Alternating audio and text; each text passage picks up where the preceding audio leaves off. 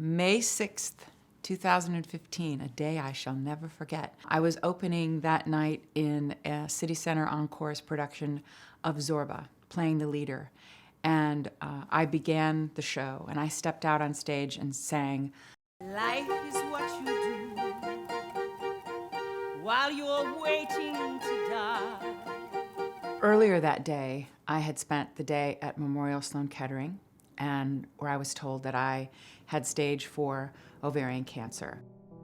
Dr. Oberustum came into the exam room, and the first thing he said to me, he took my hand and he said, "You are going to be fine."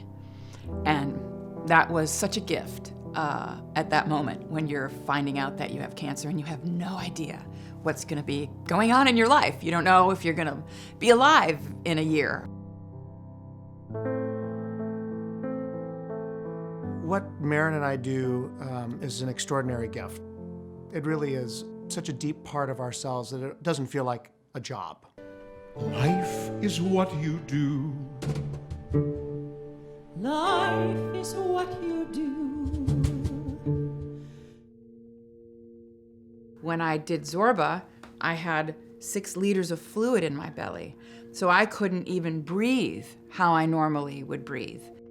And I had to stand almost sometimes with my knees bent because I had to get it from this ground up. After the fluid was drained, the next day we met with my oncologist. We made my plan to start my chemotherapy.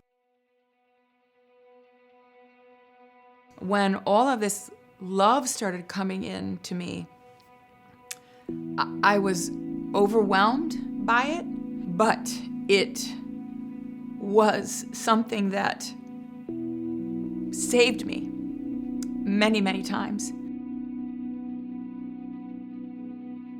Cancer in Careers offers support, guidelines, help. It's so important.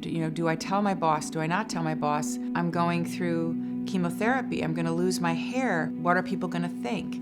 As an actor, you don't want to be perceived as a weak link, especially if you are carrying a Broadway show. Returning to the stage in The King and I was a gift, just an absolute gift.